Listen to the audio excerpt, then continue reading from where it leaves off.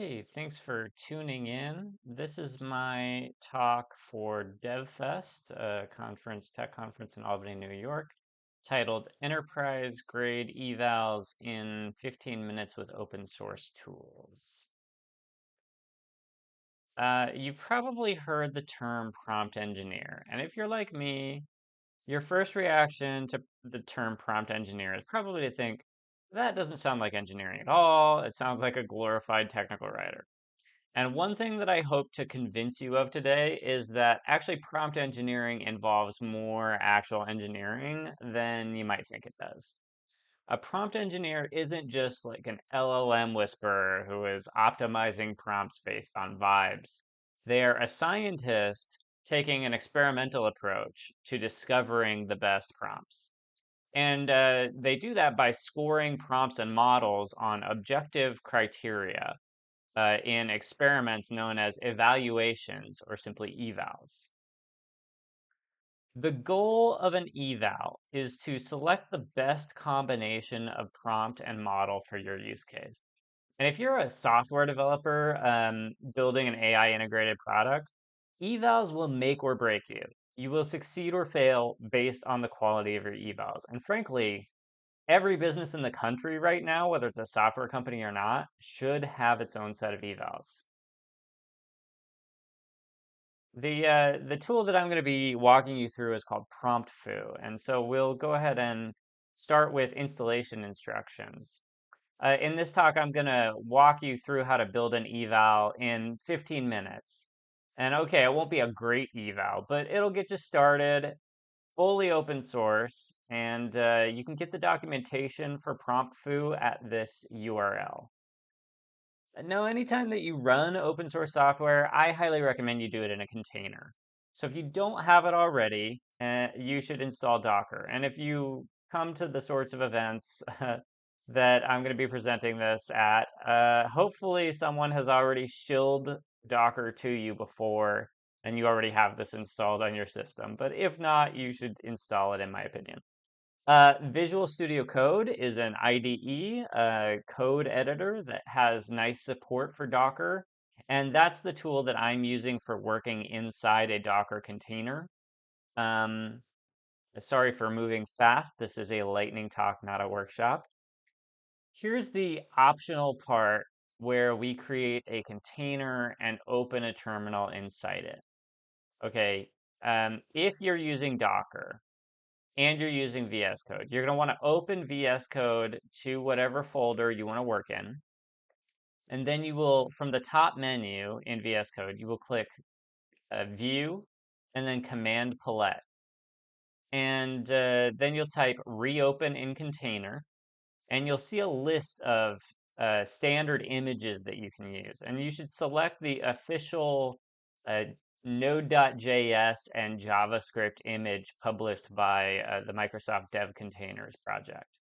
And it'll build the container and probably open a terminal for you once you go through this, once you click to create a container. And if not, then you can manually open a terminal from the top menu. Just go up to terminal and then hit new terminal from that menu. All right, now we're inside the container and we're ready to install promptfoo. So it works just like any other Node.js package. You type npm install promptfoo at latest to get the latest version. And to initialize a new eval project, you're going to run npx promptfoo init. Now that'll create a file in the folder called promptfooconfig.yaml. And you could, if you follow the instructions in the documentation and learn all the syntax, you could just like build your eval in this YAML file. But I'm going to show you how to do it in the GUI, in the browser interface. So to start the promptfoo interface, we run npx promptfoo view, and then you're going to navigate in your browser to http://localhost colon 15500, and that's the port number, and then /setup. And that will take you to the setup page. And to run an eval, you're going to need an API key for at least one LLM provider. You can get one for OpenAI at platform.openai.com. So let's just see how to do that. You will click the Dashboard tab. You'll select API keys from the left menu, and then you'll click Create New API Key. You should give your key a name, and then you should click Create Secret Key. And then you can use the copy button to copy the key to your keyboard, to your clipboard. Okay, now in the promptfoo interface, you are going to click on the API keys button, and you're going to paste your key into the OpenAI field and then click Save. All right, now you've got everything that you need to create an eval. For our demo, let's imagine that we're building an application that allows the user to select two recipes, one main course and one side dish. And then we want to extract a consolidated grocery shopping list for the whole meal. And we want our output as a JSON array like this so that we can process it and display it in our web application. One use case for evals is to compare the performance of two models. So let's select two models to test against each other. We'll try GPT-4o and GPT-4o mini. And this is how you do that in the promptfoo interface.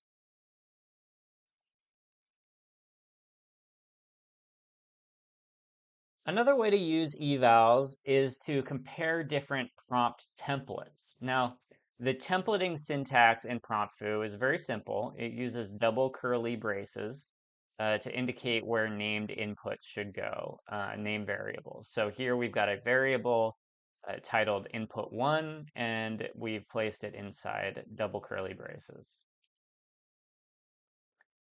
Let's create a prompt template that uses this syntax. We'll simply lay out the problem in our prompt and the desired output format. We'll give a simple example and a little bit of advice to the LLM on how to approach the problem. For instance, if the two recipes use the same ingredient, we should only list it once, and we should consolidate the quantities and convert the units of measurement to a common unit. And then finally, we include the main course and side dish recipes as variables.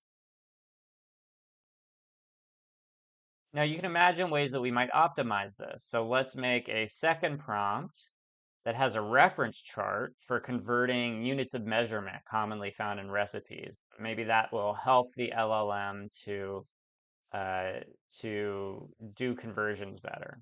And to do that, we simply click the copy button to duplicate that first prompt, and then we edit it to include the reference chart. Now that we've selected two models and two prompt templates to evaluate, we need to create a test case. Now, a test case consists of two things, inputs for the variables and assertions for passing, failing, or grading the output. For the variable inputs, I asked Claude to generate two recipes with some common ingredients. Uh, and I indicated to it that we wanted to test the like unit conversion capabilities and the consolidation capabilities of the models. And so I had it generate a test case that has two recipes, one using cups and the other tablespoons for the same ingredient. This will let us stress test the model's ability to convert units of measurement. So let's add a test case. To add a test case, we click Add Test Case, and then we simply paste those inputs from Claude into the vars field.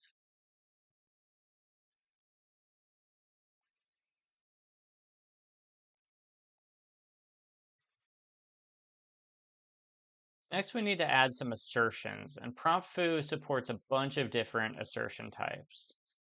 We'll start by just checking that it's valid JSON and that it conforms to our JSON schema.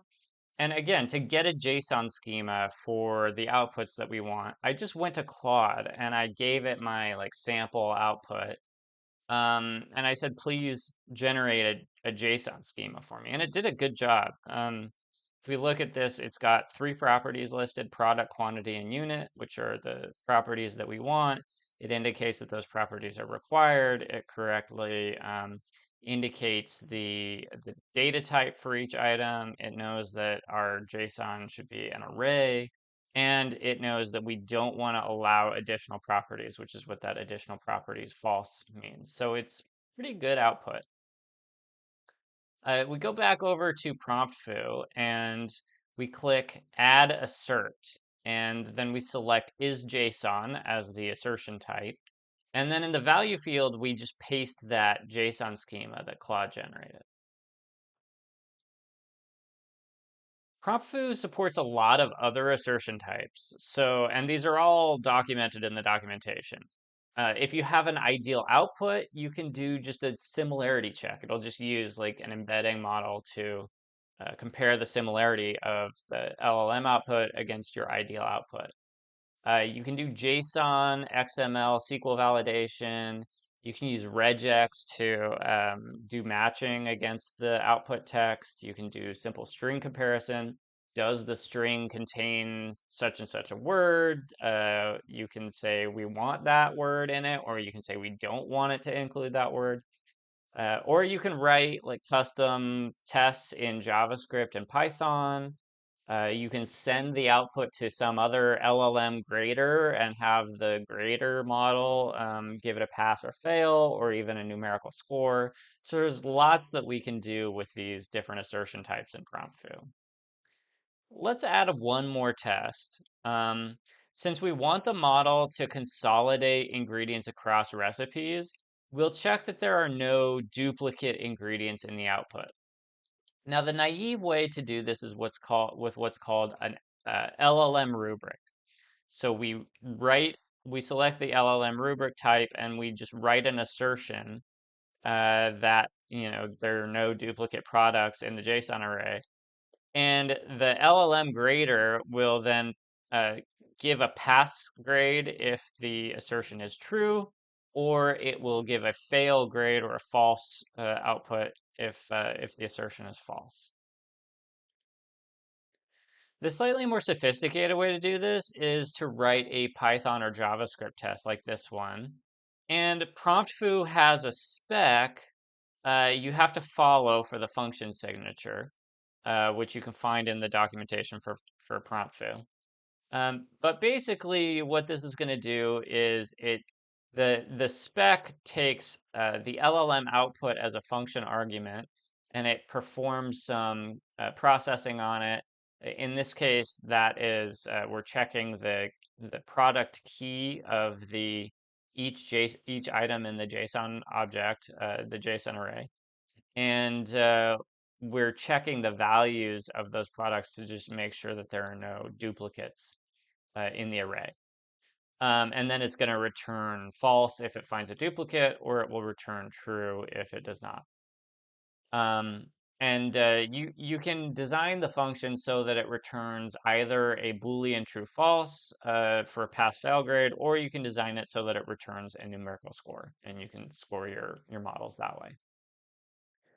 To use this Python test, you would have to save that function in a Python file, and you would have to put it in the project folder for your evaluation.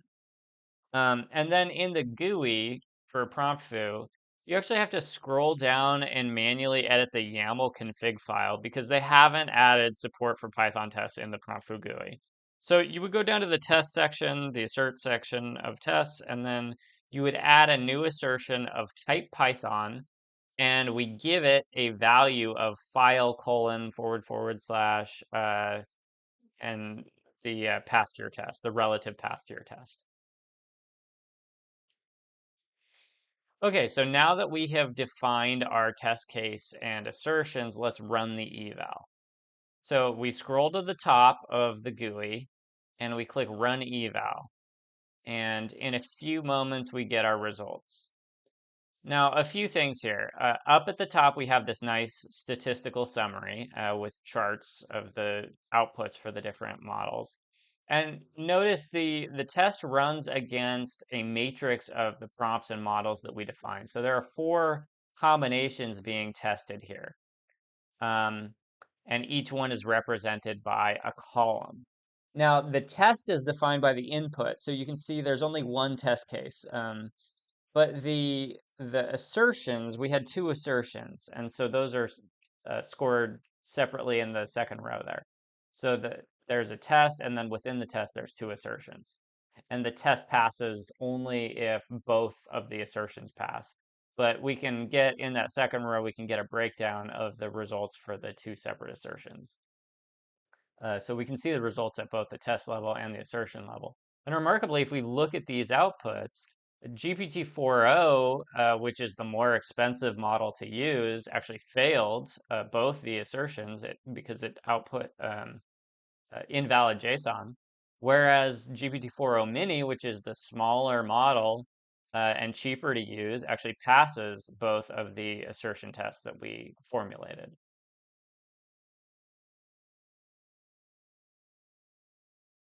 And if you want detail on those different test outputs, you can click the magnifying glass button to get detail on the different tests.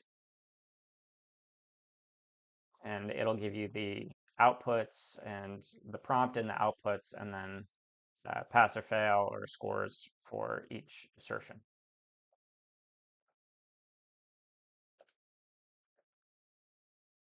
Other things you can do with promptfoo, there's plenty more that you can do. That you can evaluate image outputs, you can evaluate local models, you can evaluate RAG pipelines and agents, different temperature settings for models, and there's actually a feature in promptfoo that will take your existing test suite and then sort of like programmatically generate more tests that extend your existing test suite, which is a pretty cool feature here. So hopefully that'll get you started on promptfoo, and that's all I got. Thank you for your attention.